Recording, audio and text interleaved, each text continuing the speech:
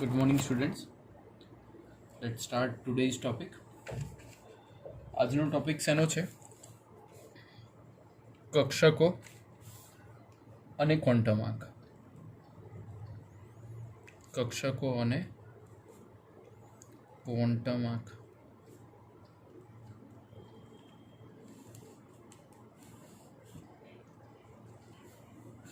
આજનો ટોપિક ખૂબ અગત્યનો એટલે છે કારણ કે આજે જે આપણે ટોપિક કરવા જઈ રહ્યા છે એ ટોપિકમાંથી હંમેશા Gujarat board, NEET, JEE, competitive exam દરેકમાં આ એક પ્રશ્ન પૂછાશે ને પૂછાશે.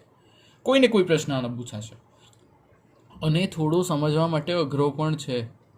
જેટલો માનો એટલો ઇઝી નહીં હોય, બરાબર? એટલે પહેલેથી બરાબર ધ્યાન આપજો ને, જ્યાં ના સમજાય ત્યાં અટકી જજો અને પાછા રિવર્સ જઈને પાછું સમજવાનો પ્રયત્ન કરજો અને પછી પણ ન સમજાય તો મને પૂછવાનું રાખજો, બરાબર? તો ચાલો હવે આપણે આગળ વધીએ આજના ટોપિકમાં. તો કક્ષકો અને ક્વોન્ટમ આંક. તો આપણે જોઈએ તો પરમાણુ જે હોય, કોઈ બી પરમાણુ હોય એમાં ઘણી કક્ષકો હોય, બરાબર? અને એટલે એવું કહી શકાય કે પરમાણુમાં ઘણી કક્ષકો હોય છે. પરમાણુમાં ઘણી કક્ષકો હોય છે. ગુણાત્મક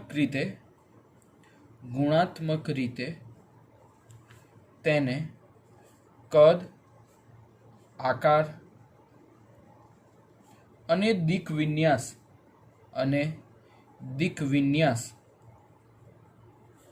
પરથી વિભેદિત કરી શકાય.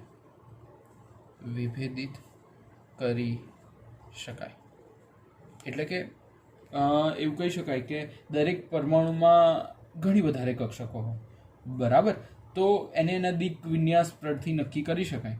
તો અહીંયા કહેવાનો મતલબ એ છે કે આપણે એવું કહી શકીએ કે નાના કદની કક્ષકોનો અર્થ એમ થાય, જેમ કે આપણે એવું કહીએ કે નાના કદની કક્ષકો છે. કેવી કદની કક્ષકો છે? નાના કદની કક્ષકો છે. તો નાના કદની કક્ષકો હોય એટલે કેન્દ્રથી કક્ષકો નાની હોય એટલે ઇલેક્ટ્રોન પણ ગમે ત્યાં અહીંયા કોઈ પણ જગ્યાએ ગોઠવાયેલો હોય કક્ષકોમાં.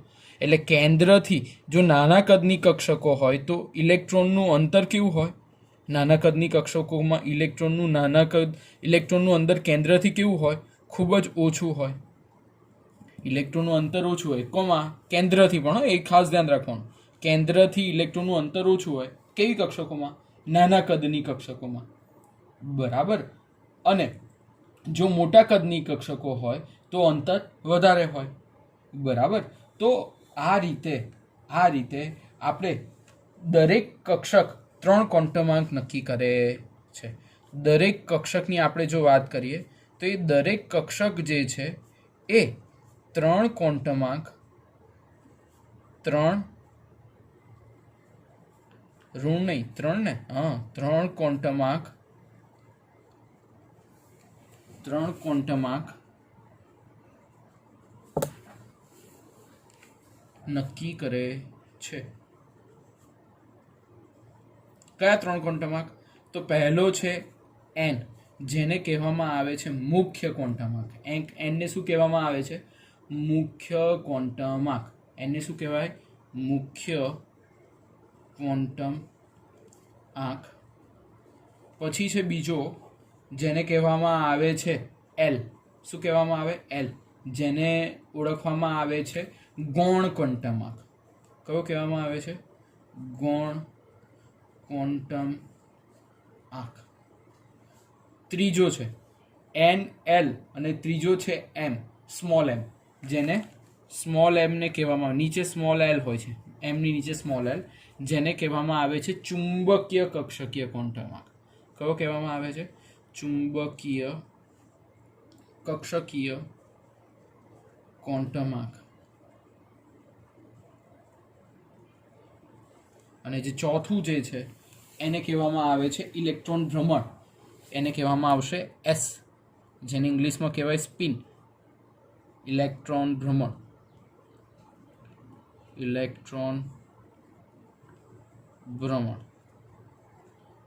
S for spin. સ્પિન એટલે જે આપણે સ્પિન કરાવીએ ને, છોકરાઓને વધારે ખબર હશે, સ્પિન બોલિંગ કે. તો સ્પિન એટલે કઈ બાજુ ફરે છે. આ 4 વિશે આજે આપણે જોવાનું છે.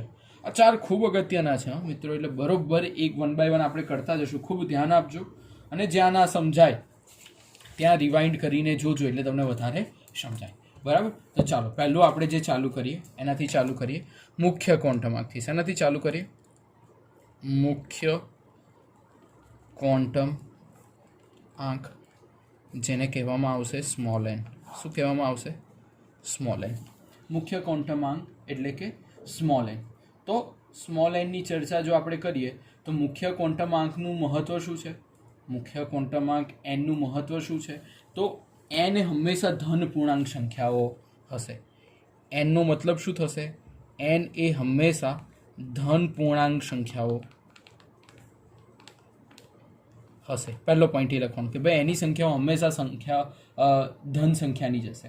પછી તે એન જે છે એ શેની ઓળખ આપશે? આ જે એન જે છે એ કોષની ઓળખ આપે છે. શેની ઓળખ આપે છે? કોષની ઓળખ આપે છે. એટલે એન કોષની ઓળખ આપે છે. એન એ ધન પૂર્ણાંક સંખ્યા છે, તે કોષની ઓળખ આપે છે. બરાબર. અને એનું કામ શું છે? એનનું કામ શું છે? મુખ્ય ક્વોન્ટમ આંક કક્ષકનું કદ અને ઉર્જા નક્કી કરે છે. એન એટલે કે મુખ્ય ક્વોન્ટમ આંક શું કરે? મુખ્ય ક્વોન્ટમ આંક એ કક્ષકનું કદ અને ઉર્જા નક્કી કરે છે. કદ અને ઉર્જા નક્કી કરે છે. કઈ રીતે? જેમ કે અહીંયા કોઈ કેન્દ્ર હોય, કેન્દ્રની આસપાસ આવી બધી કક્ષકો હોય, તો આ પહેલો હોય તો આ પહેલી કક્ષક છે, બીજો નંબર તો બીજી. તો કેન્દ્રથી જેટલું અંતર હોય એ પ્રમાણે એની ઉર્જા કેટલી છે એ કોણ નક્કી કરશે? મુખ્ય ક્વોન્ટમ આંક નક્કી કરશે. કોણ નક્કી કરશે? મુખ્ય ક્વોન્ટમ આંક નક્કી કરશે. બરાબર. હવે આની અંદર બરાબર કોઈ પણ પરમાણુમાં ખૂબ અગત્યનો પોઈન્ટ છે, કોઈ પણ પરમાણુમાં કુલ કક્ષકો n સ્ક્વેર કુલ કક્ષકો n સ્ક્વેર દ્વારા શોધી શકાય છે. એટલે કોઈ બી કક્ષક હોય એ n સ્ક્વેર દ્વારા તમે શોધી શકો. બરાબર. હવે તમને જે મેં કહ્યું એમ કે એ આપણને શું આપે છે? કોષની ઓળખ આપે છે. શેની ઓળખ આપે છે? કોષ. કઈ કોષ છે એનો આધાર આપણને કોણ આપે છે? મુખ્ય ક્વોન્ટમ આંક આપે છે. તો એ પ્રમાણે કયો કોષ છે એનો પણ આધાર શેના ઉપર રહેલો છે? કયો કોષ છે એનો આધાર પણ શેના ઉપર રહેલો છે? મુખ્ય ક્વોન્ટમ આંક ઉપર. કઈ રીતે? તો ભાઈ એવું કહી શકાય અહીંયા આટલામાં આપણે સમજવાની ટ્રાય કરીએ કે ભાઈ એન જે છે તો એન બરાબર શું છે? 1 2 3 અને 4 4 છે. 1 2 3 4 છે. તો કોષ કઈ હશે? તો હવે આપણે એ વિશે જોઈએ. આવી રીતના કંઈક છે. બરાબર. તો n બરાબર જ્યારે 1 હોય ત્યારે શું હોય કે જ્યારે n બરાબર શું હોય? જેમ કે હું અહીંયા પણ લઈ શકું તો તમને વધારે સમજાય કે ભાઈ આવી રીતના કેન્દ્ર છે, પછી 1 2 3 4 આવું છે.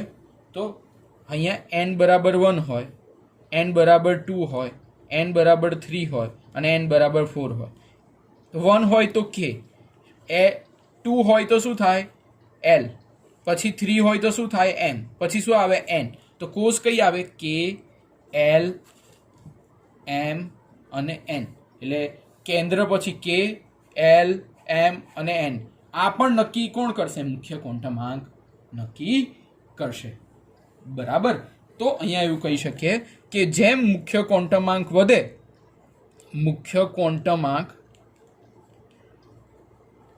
n વધે તેમ n વધે એટલે શું થાય? કક્ષકનું કદ પણ વધે. બરાબર. કક્ષકનું કદ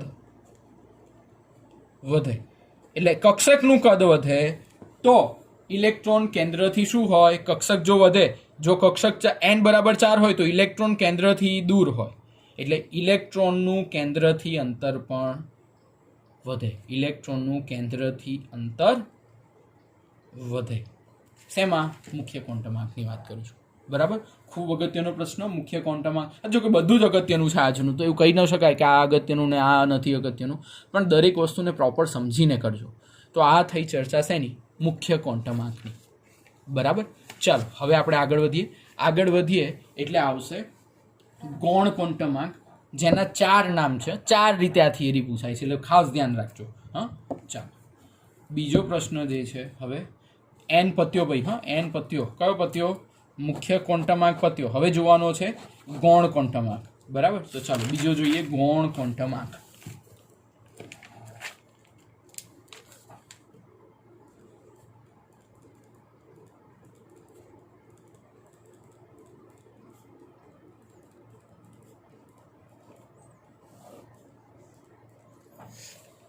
ગૌણ ક્વોન્ટમ આંકને એલ દ્વારા દર્શાવવામાં આવે. ગૌણ ક્વોન્ટમ આંકના તો પહેલા 3 નામ લખીએ. બરાબર. પહેલું નામ છે, આ બધા યાદ રાખજો. એક વખત બોર્ડમાં ગુજરાતી મીડિયમમાં પણ આવી રીતના ક્વેશ્ચન પૂછાયો હતો. એઝીમુથલ, ઇંગ્લિશમાં પૂછ્યું હતું મારા બેટાઓએ. એઝીમુથલ ક્વોન્ટમ આંક. એઝીમુથલ ક્વોન્ટમ આંક એટલે પણ ગૌણ ક્વોન્ટમ આંક થાય. આ પ્રશ્ન એવી રીતે પણ પૂછાઈ શકે, કોણીય વેગમાન કક્ષક. શું કહેવાય? કોણીય વેગમાન કક્ષક. તો પણ ગૌણ ક્વોન્ટમ આંક કહેવાય. અને ત્રીજી રીતે પૂછે, જેને કહેવામાં આવે સહાયક ક્વોન્ટમ આંક.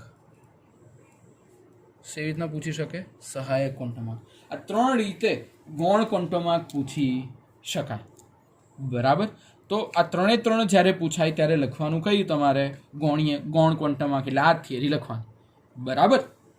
હવે આ જે ક્વોન્ટમ આંક છે અથવા જે આ ક્વોન્ટમ આંક છે તે ગૌણીય ક્વોન્ટમ આંકનું મતલબ શું? એલ જે છે ગૌણીય ક્વોન્ટમ આંકથી શું થશે? ગૌણીય ક્વોન્ટમ આંકથી શું નક્કી થશે? ગૌણીય ક્વોન્ટમ આંકથી કક્ષકનો ત્રિપરિમાણીય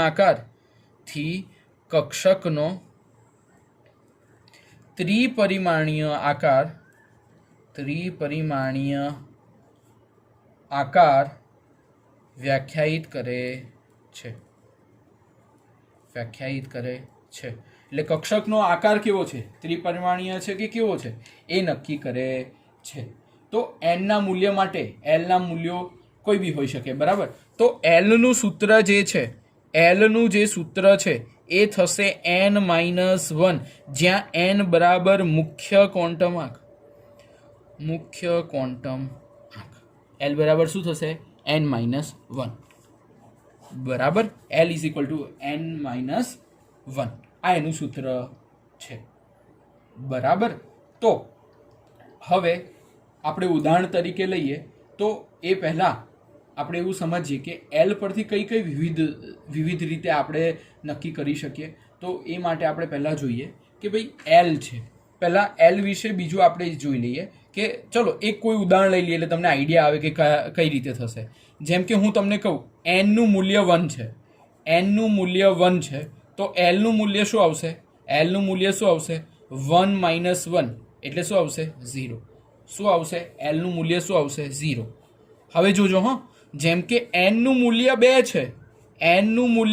છે તો એલનું મૂલ્ય શું આવશે? n-1 એટલે કે ભાઈ 2 - 1 એટલે આન્સર આવશે 1. પણ ખાલી 1 નહીં લેવાનો, આપણે લેવાનો છે 0 અને 1. શું લેવાનું? 0 અને 1. બરાબર. તો આ ખાસ ધ્યાન રાખવાનું. જેમ કે હું તમને કહું n બરાબર 3 તો l બરાબર શું થાય? n-1 એટલે 3 - 1 એટલે શું થાય? 2. તો એલનું મૂલ્ય જે છે એ 2 નહીં પણ શું આવશે? 0, 1 અને 2. આવી રીતે નક્કી કરાતું હોય છે. બરાબર. તો હવે આપણે એ માટે જોઈએ શું જોઈએ? હવે એ માટે આપણે 2 વસ્તુ જોઈએ. એક તો પહેલી વસ્તુ જોઈએ. કઈ પહેલી વસ્તુ જોઈએ? કે એલનું જે મૂલ્ય છે, એલનું મૂલ્ય આપણે આગળ જોયું હતું. શું જોયું હતું? યાદ કરો. એન માટે આપણે એલ માટે કોષ જોઈ હતી. શું જોઈ હતી? કોષ. કે ભાઈ કઈ કોષમાં ઇલેક્ટ્રોન છે, કે એલિમેન્ટ પરથી ખબર પડતી હતી. એવી રીતે એલનો પણ સંબંધ એની સાથે જ છે. કઈ રીતે? જેમ કે આપણે એન ને એલ ને મૂલ્ય તમને આટલે સુધી ખબર પડી. હવે જેમ કે હું તમને કહું એલનું મૂલ્ય શું છે? શરૂઆતમાં એલનું મૂલ્ય આપણે જોયું તો શું આવ્યું? યાદ કરો, એલનું મૂલ્ય શરૂઆતમાં શું આવ્યું? 0. તો જો 0 હોય, પછી 1 હોય, પછી 2 હોય, પછી 3 હોય, તો આવા બધા વેલ્યુ માટે એનની જ્યારે વાત કરતા હતા ત્યારે આવતું હતું KLMN અને એને કહેવાતો હતો કોષ. શું કહેવાતો હતો? કોષ. હવે જ્યારે એલનું મૂલ્ય 0, 1, 2, 3 હોય ત્યારે એને કહેવાય પેટાકોષ. શું કહેવાય? બધા વર્ડ ખૂબ ધ્યાન રાખજો. પેટાકોષ, જેને કહેવામાં આવશે S, P, D અને F. બરાબર. તો આ થયો ગૌણીય ક્વોન્ટમ આંકની વાત કે ભાઈ એલનું મૂલ્ય પેટાકોષ માટે 0, 1, 2, 3 માટે આ થઈ શકે. બરાબર. ચલો હવે એન અને એલનો એક આપણે ટેબલ જોઈ લઈએ. પેટાકોષનો સંકેતનું એક ટેબલ જોઈ લઈએ. શેનું જોઈએ? પેટાકોષના સંકેત માટે એક ટેબલ જોઈ લઈએ. આ ટેબલ ખૂબ ધ્યાન રાખવાનું, ખૂબ અગત્યનું ટેબલ છે. હા, કઈ રીતે? જેમ કે હું તમને કહું એન આપેલું છે, બીજું આપેલું છે એલ, તો એના પરથી આપણે પેટાકોષ નક્કી કરીશું. શું નક્કી કરીશું? પેટાકોષ નક્કી કરીશું. તો ચાલો આપણે પહેલાં એન, એલ અને પેટાકોષ નક્કી કરવા માટેની એક ટેબલ બનાવી દઈએ. બરાબર. તો પેટાકોષ નક્કી કરવા માટે અહીંયા પેટાકોષ જ લખો. નક્કી કેમ લખશો? પેટાકોષ લખો ને એટલે ચાલશે. બરાબર. હવે ધારો કે એનનું મૂલ્ય 1 છે. હવે ધ્યાન રાખજો, ખૂબ અગત્યનું છે. એનનું મૂલ્ય શું છે? એનનું મૂલ્ય 1 છે. તો એનનું મૂલ્ય 1 હોય તો એલ બરાબર શું છે? n-1. એટલે 1 લો તો 1 - 1 શું આવે? 0. એટલે એલનું મૂલ્ય શું આવશે? 0. જો 0 આવે તો પેટાકોષ હશે 0 માટે S એટલે કે 1S. શું હશે? 1S. આ પહેલું સમજાય? ધારો કે એનનું મૂલ્ય 2 છે. એનનું મૂલ્ય શું છે? 2 છે. હવે 2 હોય એટલે મને કહો એનનું મૂલ્ય 2 હોય એટલે શું થાય? કહો જો. એનનું મૂલ્ય 2 એટલે એલનું મૂલ્ય શું આવે? n-1. એટલે n-1 એટલે n શું છે? n શું છે? n શું દેખાય છે ત્યાં? એનનું મૂલ્ય શું છે? એનનું મૂલ્ય 2 એટલે 2 - 1 એટલે શું આવે? 1. પણ એકલો 1 નહીં, આપણે શું લઈએ છીએ? એકલો 1 લેતા નથી, ત્યાં લઈએ છીએ 0 અને 1. એટલે જ્યારે 2 વેલ્યુ લો ત્યારે એલનું મૂલ્ય શું આવે? 0 અને 1 બંને આવે. એટલે 0 પણ હોઈ શકે અને બીજું શું હોઈ શકે? 1 પણ હોઈ શકે. બરાબર. તો જ્યારે 0 હોય ત્યારે શું લખીશું?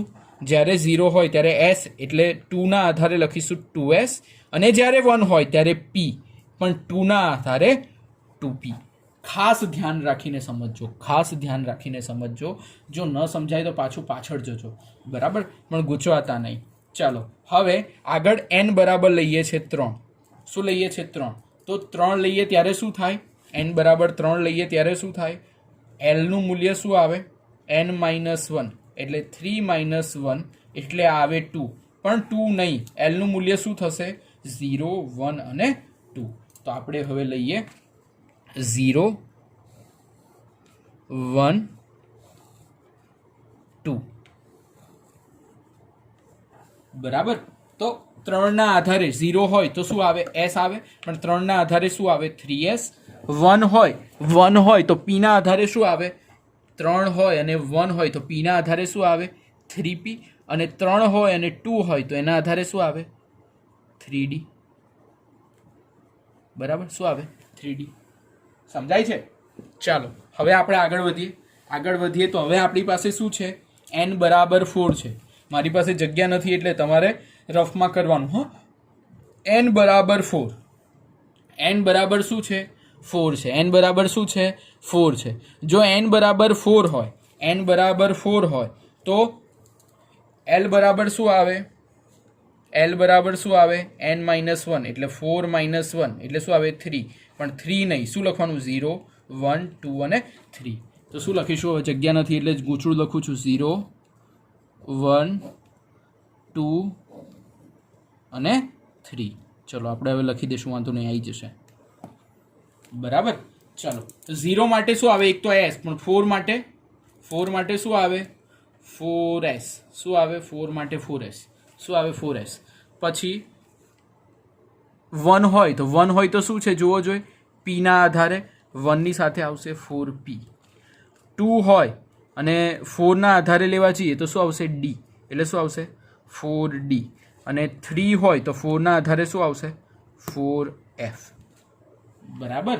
તો આવી રીતે દરેક પેટાકોષ નક્કી થશે.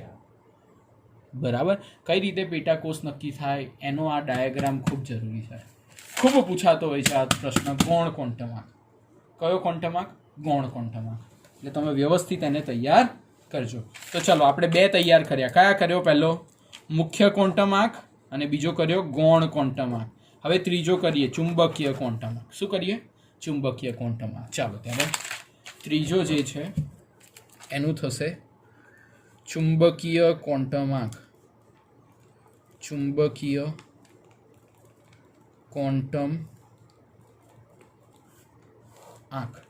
તો ચુંબકીય ક્વોન્ટમ આંકને શેની રીતના દર્શાવવામાં આવે છે? ml વડે દર્શાવાય છે. શું શેની દ્વારા દર્શાવવામાં આવે છે? ml. બરાબર. તો ચુંબકીય ક્વોન્ટમ આંકનું મહત્વ શું છે? ચુંબકીય ક્વોન્ટમ આંકનું મહત્વ શું છે? ચુંબકીય ક્વોન્ટમ આંકો જે છે એ પ્રમાણિત સેટના સંદર્ભમાં કક્ષકના અવકાશીય દિક સ્થાન માટે માહિતી આપે છે. બરાબર. તો ચુંબકીય ક્વોન્ટમ આંક જે છે, લખો પહેલા ચુંબકીય ક્વોન્ટમ આંક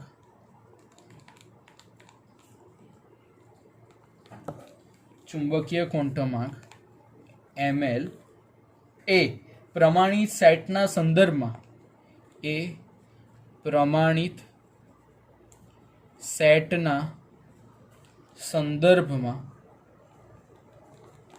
કક્ષકના અવકાશીય દિક સ્થાન વિશે માહિતી આપે છે. કક્ષકના અવકાશીય દિક સ્થાન વિશે માહિતી આપે. દિક સ્થાન વિશે માહિતી આપે છે. કઈ રીતે દિક સ્થાન વિશે આપે એ આપણે આગળ જોવાના છે. આ થિયરીમાં નથી, આગળ આવશે.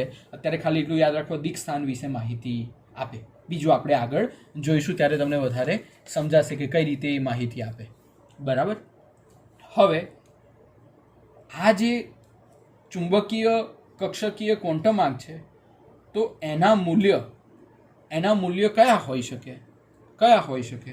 જેમ કે હું તમને કહું ચુંબકીય ક્વોન્ટમ આંક વિશે હું તમને એવું કહી શકું કે આપણે એક નાનું ટેબલ જેવું જ બનાવી દઈએ કે ધારો કે એલનું મૂલ્ય 0 છે. એલનું મૂલ્ય શું છે? 0 છે. તો એમએલનું મૂલ્ય જે હશે, એમએલનું મૂલ્ય હશે એ 0 આવશે. એટલે 0 માટે 0 જ આવશે. બરાબર. 0 માટે 0 કક્ષક. પણ આને 0 નહીં ગણવાની, આ એક કક્ષક જ છે એવું માનવાનું. હા, જો એલ 0 હશે તો એમએલ 0 આવે છે, એ 0 ખુદ એક કક્ષક છે એવું માનજો. હા, બરાબર. ઘણા લોકો આને 0 માને છે, કશું છે જ નહીં એવું નહીં, પણ એ ખુદ એક કક્ષક છે, આ ખાસ ધ્યાન રાખજો. પછી એલ બરાબર 1 છે તો એમએલ શું આવશે? ચુંબકીય ક્વોન્ટમ આંક શું આવશે? 1 હોય તો -1, 0 અને +1. એટલે અહીંયા ટોટલ આપણને 3 ચુંબકીય ક્વોન્ટમ આંક માટેની કક્ષકો મળી. કેટલી પેટાકોષ મળી? 3 મળી. સમજાય છે? કક્ષકો કેટલી મળી? 3 મળી. જો એલ બરાબર 1 હોય તો કક્ષકો 3 મળે. જો એલ બરાબર 2 હોય તો એમએલ શું મળે? એમએલ શું મળે? -2, -1, 0, +1 અને +2. એટલે અહીંયા ટોટલ આપણને કક્ષકો કેટલી મળી? કેટલી અહીંયા હતી? અહીંયા કેટલી કક્ષકો મેં તમને કહી? આ એક કક્ષક છે. અહીંયા કેટલી કક્ષક છે? 3. અહીંયા કેટલી છે? 5 છે. બરાબર. અને જ્યારે એલ બરાબર 3 હોય ત્યારે એમએલ શું મળે? એમએલ શું મળે? -3, -2, -1, 0, +1, +2 અને +3. આ 7 કક્ષકો આપણને મળે છે. બરાબર. તો આવી રીતે કક્ષકોની સંખ્યા આપણે શોધી શકીએ. બરાબર. તો આ ખૂબ અગત્યનું છે અને આના ઉપરથી ઘણા પ્રશ્નો પૂછાતા હોય છે ચુંબકીય ક્વોન્ટમ આંક માટેના. તો તમારે એને વ્યવસ્થિત કરવાનું અને એમાં જરાક પણ ભૂલ ન થાય એની કાળજી રાખવાની. બરાબર. પછી એક નાનો ટોપિક છે જે તમારી બુકમાં થોડો વધારે પડતો મોટો આપ્યો છે, પણ કદાચ પૂછાય તો મેં જેટલા પોઈન્ટ કીધા એટલા લખવાના, એટલે ચાલશે. બરાબર. ચાલો તો ચોથો ટોપિક જે છે એને કહેવામાં આવે છે સ્પિન ક્વોન્ટમ આંક, એટલે કે ભ્રમણ ક્વોન્ટમ આંક. ભ્રમણ ઇંગ્લિશમાં કહેવાય છે સ્પિન ક્વોન્ટમ આંક. ચલો, આમાં થશે શું કે પરમાણ્વીય કક્ષકોને ત્રણેય ઉર્જા, આકાર, દિક, વિન્યાસ આ બધી વાતો આપણે જોઈ ચૂક્યા છે, બરાબર. પણ એવું કહી શકાય કે જ્યારે ઇલેક્ટ્રોન ભ્રમણ કરતો હોય ત્યારે ઇલેક્ટ્રોનનું ભ્રમણ બે રીતે થઈ શકતું હોય. કઈ રીતે થઈ શકતું હોય? ઇલેક્ટ્રોનનું ભ્રમણ ક્લોકવાઇઝ થતું હોય. એક તો કઈ તરફ થતું હોય? ક્લોકવાઇઝ થતું હોય, અને બીજું કયું? એન્ટી ક્લોકવાઇઝ થતું હોય, બરાબર. એટલે જ્યારે ઇલેક્ટ્રોન ક્લોકવાઇઝ એટલે ખબર છે, આ ઇંગ્લિશમાં જ કહેવાય ક્લોકવાઇઝ. કેમ ક્લોકવાઇઝ? જે ઘડિયાળ ફરે, જેમ કે ઘડિયાળ હોય તો 12 ને 6 આમ હોય, તો ઘડિયાળ કેવી ફરે? આમ ફરે, એને કહેવાય ક્લોકવાઇઝ, બરાબર. તો ઇલેક્ટ્રોન જ્યારે ક્લોકવાઇઝ ફરતું હોય ત્યારે ભ્રમણ છે ઉપર તરફ થાય. ભ્રમણ ક્યાં થાય? ઉપર તરફ. અને જ્યારે ms-1 હાફ હોય એટલે કે એન્ટી ક્લોકવાઇઝ. ક્લોકવાઇઝ એટલે ઊંધી ઘડિયાળ ઘૂમે, એન્ટી ક્લોકવાઇઝ એટલે ઊંધી ઘડિયાળ ઘૂમે. એન્ટી ક્લોકવાઇઝ એટલે ભ્રમણ શેના તરફ હશે? નીચે તરફ હશે. ભ્રમણ શેના તરફ હશે? નીચે તરફ હશે, બરાબર. તો આવી રીતના બે છે, બરાબર. એક તો પોઝિટિવ અને એક નેગેટિવ. આ બે ટાઈપની સ્પિનો જોવા મળે છે. બીજા 2-3 વાક્યો તમારી રીતના જ્યારે હું એસાઇનમેન્ટ મૂકું એમાંથી સારા લાગે એ ગણી લખીને લખી દેવાના. કદાચ 1-2 માર્કમાં કદાચ પૂછાય તો તમને આવડે, બરાબર. પણ આ ભ્રમણનો દિક વિન્યાસ આપણને સમજાવે છે. શું સમજાવે છે? ભ્રમણનો દિક વિન્યાસ. આ બધું આપણે આગળ જોવાના છે એટલે ત્યાં સમજાશે. ભ્રમણનો દિક વિન્યાસ સમજાવશે. ભ્રમણનો દિક વિન્યાસ સમજાવશે, બરાબર. તો ચાલો, આજે આ રિલેટેડના બીજા ન્યુમેરિકલ્સ છે એના હું તમને વિડીયો હમણાં બનાવીને મોકલું છું. પણ આટલું જે છે આજનું, દાખલા કરવા પહેલાં આજે જેટલું મેં ચલાવ્યું છે પહેલાં 2 વાર લખો. આજે જરાક બી આમ તેમ ના કરતા. 2 વાર લખો, મોડે કરી નાખો, એને પ્રોપર પ્રિપેર કરી નાખો, અને પછી દાખલાઓ ગણો તો મજા આવશે, નહીંતર મજા નહીં આવે, બરાબર. ચાલો, થેન્ક યુ.